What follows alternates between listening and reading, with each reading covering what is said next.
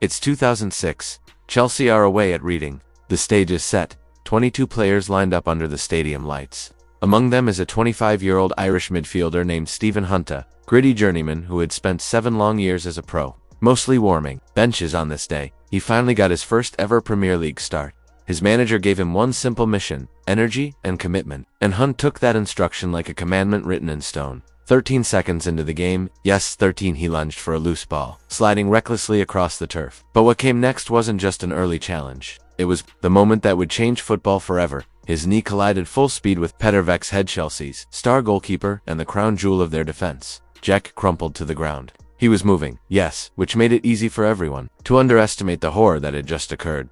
But inside his skull, chaos. His skull was fractured, crushed like porcelain. Bone fragments had pierced into his brain. At that moment, Petr Čech was inches from death. One wrong move could have caused irreversible brain damage, or worse, but no one knew. He lay there, eyes open, completely disconnected from reality. His last memory, a massage back at the hotel. He couldn't remember arriving at the stadium. His vision blurred, his words gibberish. Every time he tried to speak, nonsense spilled out. He even crawled off the pitch, desperately trying to signal, this is not just a concussion. But help didn't come, not fast enough.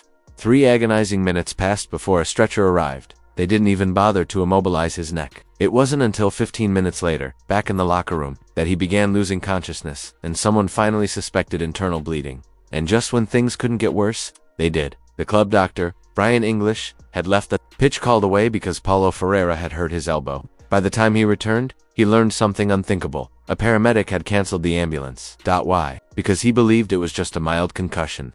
If Brian English hadn't stepped in, Petr Čech would have died. It took 40 minutes before an ambulance finally rushed him to the hospital. 8 hours after kickoff, Čech was on an operating table as surgeons removed shattered bone and inserted 2 metal plates between his brain and skull. His life was saved, but barely. And while all this unfolded, back at the Madejski Stadium, backup goalkeeper Carlo Cudicini also went unconscious, leaving John Terry a center back as the emergency goalkeeper. Chelsea were in disarray. And Stephen Hunt, the man who threw the reckless challenge, no red card, not even a yellow. In fact, he was awarded man of the match, but public opinion didn't forget. From that day forward, he was branded the man who tried to murder Petr Čech, because make no mistake, Petr Čech wasn't just any goalkeeper. He was a generational wonder kid, the heir to Lev Yashin, the last line of defense, who played with the precision of a computer and the heart of a warrior. And in 13 seconds, his career ended. Nearly his life was derailed by a tackle no one saw coming. How a broken leg created one of football's most unbreakable legends. Most goalkeepers only begin to hit their stride when they're well into their 30s. They need time, years of failure, countless lessons, hundreds of games, before they can truly master the art of goalkeeping.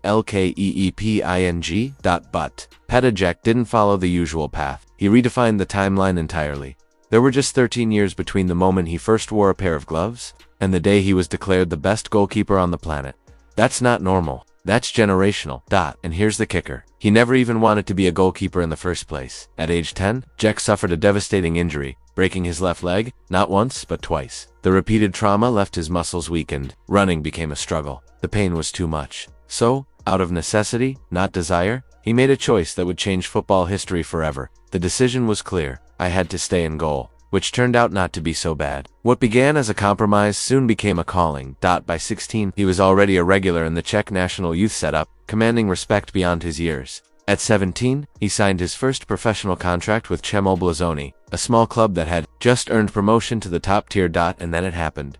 In just 18 months, Čech went from unknown teenager to Czech football's brightest young talent, beating out every winger, striker, and midfielder to be named the nation's best young player. Big clubs were circling. Werder Bremen, who were on the verge of a Bundesliga title, made a serious offer, but Čech turned them down. He wasn't ready to leave. He wanted to finish school. He wanted to grow. Instead, he joined Sparta Prague and instantly became the most expensive goalkeeper in Czech history. The price? Just 650,000 euros, a steal that would later be called one of the biggest bargains in European football. There was no adjustment period, no transition. Čech conceded once on his debut, and then didn't concede again for 3 months. That's 855 minutes, without picking the ball out of his net. A new all-time record, beating the legendary Theodor Ryman's, marked by nearly 100 minutes. He was just 19. When reporters asked him how it felt to become a national icon, his answer was as calm as his presence in the box. I don't feel like one, but it's nice to know something will remain after me. Čech had signed a 5-year deal with Sparta, but everyone knew he wouldn't be there long. He was already outgrowing the league. By February, he had debuted for the senior Czech national team. By the end of that same year, Sparta fell short of the title by just 1 point, but they had the best defensive record in the league, thanks entirely to Čech's brilliance. And here's the proof. Of the 19 goals conceded all season, 5 came in the 3 matches where Čech didn't play. His backup let in goals at almost triple the rate. The difference Čech made was mathematically undeniable to 270% better, but he still wasn't done proving himself. That summer, Čech traveled to the UEFA Under-21 European Championship. Despite being nearly 2 years younger than most of his teammates, he carried his country on his back. The Czech Republic had never won a major international trophy at any level, until Pekba, in the final against France, a team stacked with future stars. Čech held firm for 120 minutes, dragging the game to a 0-0 draw. Then, in the penalty shootout, he delivered a moment of pure magic. He saved 3 consecutive penalties, and just like that, he gave his country its first ever trophy. Names like Pirlo, Cannavaro, Defoe, Crouch, Guvu, Thiago, and Hugo Viana were all at that tournament. But the one name etched into history, Petr Čech, a goalkeeper, was named player of the tournament. And just like that, the world realized this wasn't just a wonder kid. This was the goalkeeping prodigy football had never seen before, and he had just gotten started. At just 20 years old, he was already being courted by legends. Arsenal's Arsene Wenger offered him a direct path to greatness, a chance to become David Seaman's successor at one of the Premier League's biggest clubs. But Čech did the unthinkable. He said no. Instead, he was swayed by mentorship, by the promise of working with Philippe Bergerou, the European champion and legendary goalkeeper coach of France's 1998 World Cup winning team. Čech chose Rennes, a struggling mid-table French club, over Superstardom. They paid €5 million, making Čech their most expensive signing ever. He was just a kid, but already worth more than their entire defense combined. His arrival was supposed to turn Rennes into European contenders. But fate had other plans. Their attack collapsed. Their UEFA Cup dreams vanished. And with just 2 games left in the season, Rennes were staring relegation in the face. But Čech wouldn't let them fall. He delivered a masterclass at the Parc des Princes, holding Ronaldinho's PSG to a draw with a performance that left jaws on the floor. There was just one problem. He had torn his groin so badly he couldn't walk the next morning, but he said nothing. It's not so serious. He lied to everyone. Then he lined up for the final match anyway, and saved him. Again. Rennes survived. And Čech, despite the pain, was named to L'Equipe's team of the season. I didn't even celebrate. He later admitted, all I could think about was how much it hurt. But the world had noticed. 1 season later, fully healed, Čech was officially crowned the Gardien d'Or, the best goalkeeper in France. Then came Euro 2004, where, as the youngest keeper in the tournament, he backed the Czech Republic's golden generation of Nedved, Rosic, Boros and Poborsk, all the way to the defeating Germany and Netherlands before falling to the eventual champions, Greece. It was the final confirmation Mourinho needed. The new Chelsea boss had already tried to sign Čech in January, but Rennes refused offers from Inter, Real Madrid, and Chelsea. Now, with no more time to waste, Mourinho went all in. €14 million, the most expensive goalkeeper transfer in Chelsea's history, more than every other Chelsea keeper in history combined. But even then, the expectations were low. Carlo Cudicini had just been named Chelsea's Player of the Year. Nobody believed Čech would take his place so soon. Nobody except Petr, because despite both his shoulders being injured and requiring surgery, he never told the club. He just showed up, kept quiet, waited, and when Cudicini was ruled out in preseason, Čech took a shot and never gave it back. What followed was the single greatest debut season by a goalkeeper in Premier League history. He started strong, but when Cudicini returned and was allowed to start 2 matches in the span of 6 days, Čech responded the only way he knew how. He shut everyone down. For 3 months, he didn't concede a single goal. 102, 5 minutes, 11 games. A new Premier League record on his very first attempt. He would only concede in 4 more games that entire season. Chelsea would go on to win their first league title in 50 years. Not just that, they'd finish with the highest point total and the greatest defensive record in English football history. 15 goals conceded all season. Čech kept 24 clean sheets. He only let in more than 1 goal twice. Attack wins you games. Defense wins you titles. And Petr Čech was the fortress. Just 23 years old, he was awarded the Premier League Golden Glove, then named UEFA's best goalkeeper, becoming the youngest to ever win it, breaking Buffon's record by 3 full years. And then, somehow, he got even better. He led Chelsea to another Premier League title, with yet another historic defensive campaign. The Čech era had arrived, but just as it reached its peak, disaster was waiting around the corner. After finally accepting his fate and undergoing long overdue shoulder surgery, he would face a moment that no player, not even the strongest goalkeeper on earth, could prepare for. After going under the knife to repair a long-standing shoulder injury, Petr Čech was already facing a difficult return. He missed the start of the new season, eager to regain his place between the posts. But just 8 matches into his comeback, everything changed forever. It was a horror few could even imagine. Čech suffered a devastating skull fracture after a reckless challenge in a routine league game. Rushed to the hospital, surgeons inserted metal plates into his head to save his life. For 3 agonizing days, he drifted in and out of consciousness. Every time he woke up, doctors gently tried to explain what had happened, only for the memory to vanish minutes later. Over and over, the same conversation repeated. More than 150 times. The headlines across England were chilling. Čech, lucky to be alive. Jose Mourinho was furious, not just because his star goalkeeper was nearly killed, but because of the appalling lack of medical preparedness at the stadium. Haunted by the memory of Miklos Fehor, a former player who had died on the pitch just 2 years earlier, Mourinho launched a public war against the FA, shockingly. Even Arsenal manager Arsene Wenger sided with him. The outcry was so loud, the Premier League rulebook was rewritten, mandatory ambulances at every game, resuscitation training for all medical staff, changes that have literally saved lives since. But while the league changed, Čech's condition remained terrifyingly uncertain. When he was finally released 10 days later, he was a different man, not just emotionally scarred, but physically marked by a jagged line on the side of his skull. He struggled to speak clearly, his memory came in fragments. The headaches were relentless, doctors warned him he may never return to the pitch again. Even FIFA, in an unprecedented move, allowed Čech to wear rugby-style protective headgear if he ever played again.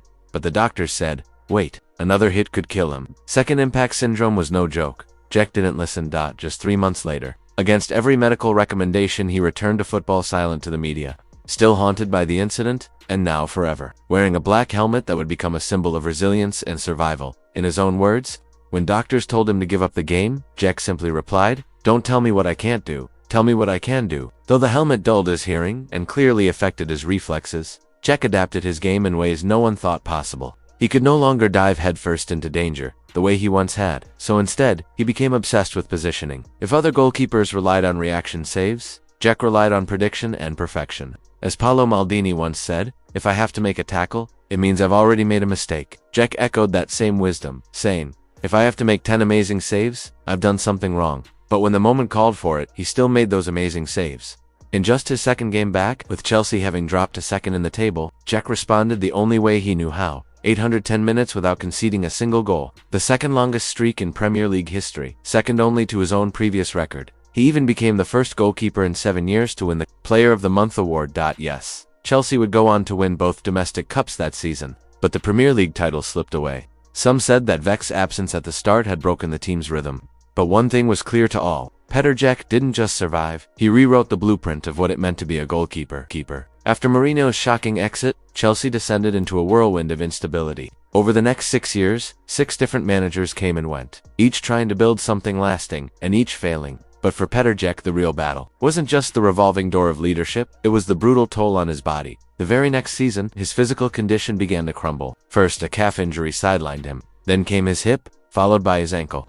Just when it seemed things couldn't get worse, he suffered a freak training ground accident. A violent collision left his face shattered, his chin and mouth torn open, requiring over 50 stitches and another round of surgery. And yet, he came back, with a chin guard strapped beneath his helmet, looking more like a medieval warrior than a modern goalkeeper. But even through all that pain, Čech remained Chelsea's last line of defense, and he was still brilliant. That same season, he dragged Chelsea to the Champions League final, where he stood face-to-face with Cristiano Ronaldo in a high-stakes penalty shootout. Čech saved Ronaldo's penalty, bringing Chelsea within 1 kick of immortality, only for a teammate to slip and miss, handing Manchester United the win. Heartbreaking.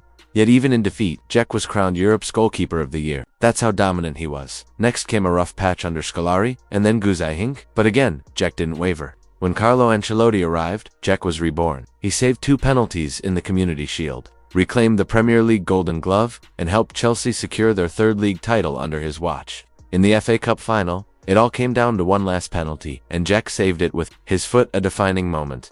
The next season, even as Ancelotti was sacked after failing to win any trophies, Čech was named Chelsea's Player of the Year. Through every managerial shuffle, every system change, and every setback, he was the one constant. But the club had begun planning for the future. They signed a young prodigy, Thibaut, and sent him on loan to Atletico Madrid. Behind the scenes, there were whispers. Vech's injuries are piling up. He might not last much longer. In true Czech fashion, he didn't respond with words. He responded with greatness. That same season, despite breaking his nose and now wearing a protective mask under his helmet, he led Chelsea back to the Champions League final. Their opponent, Bayern Munich, playing at home in front of their own fans. Chelsea were massive underdogs. With just minutes left and Chelsea trailing. Didier Drogba scored in the 88th minute to send the game to extra time. But then, disaster, Drogba fouled Frank Ribery in the box. Bayern had a penalty. The game and Chelsea's dream hung in the balance. Arjen Robben stepped up. Czech guessed right. Saved it. The shootout began. He got fingertips on Lam's shot, but it crept in. Neuer saved Mata's penalty. Advantage Bayern. Then, Czech saved Olec's attempt, reigniting hope. Ashley Cole scored. Schweinsteiger ice-cold stepped up and hit the post. Now it was down to Drogba. But before he stepped up, he said just one thing: I had to do it for Czech. Drogba buried it. Chelsea, against every odd, were champions of Europe. And though Drogba was immortalized as the match winner, even he knew who the real hero was.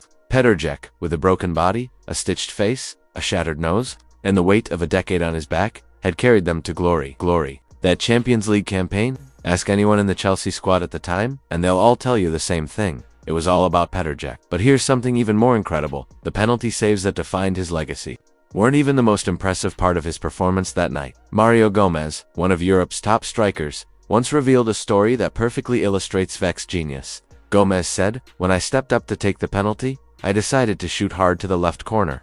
But halfway through my run-up, I changed my mind and went to the right instead. The ball just barely squeezed past Czech." But what amazed me the most was that later, in doping control, Czech sat right beside me and asked, "Why did you change your mind?" I was stunned. He told me, "You confused me. I was certain you'd go left. But then I saw you shift your decision."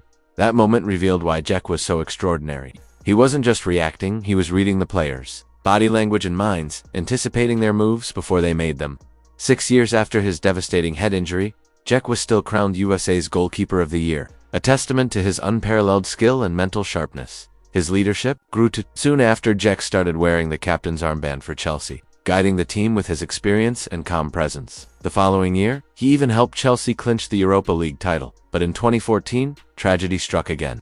During the Champions League semi-final, Czech suffered an injury that ruled him out for the rest of the season. Without him, Chelsea collapsed. They were crushed in the second leg and lost momentum in the league, winning only 2 of their final 4 matches despite a promising title chase. Still, even with limited play, Czech won the Golden Glove that season for the best goalkeeping record. The next season marked a turning point. Chelsea signed the young, talented Thibaut Courtois and relegated Czech to the bench. Rumors swirled about the decision, who pushed for it, who opposed it, but the fact remained. Czech, at just 33 years old, was no longer the undisputed number 1. He refused to accept that his career was over and made a bold move to Chelsea's fiercest rivals, Arsenal. What followed was a brutal online backlash. Some so-called fans spewed hateful messages, even wishing Czech had died back in 2006 after his horrific injury. But that hate was their biggest mistake. At Arsenal, Czech turned his victory lap into a statement of pure dominance, mentoring young keepers like Wojciech Szczesny and Emiliano Martinez, and outshining Courtois by winning a 4th Premier League Golden Glove. He also set the all-time Premier League record for the most clean sheets, a record that may never be broken.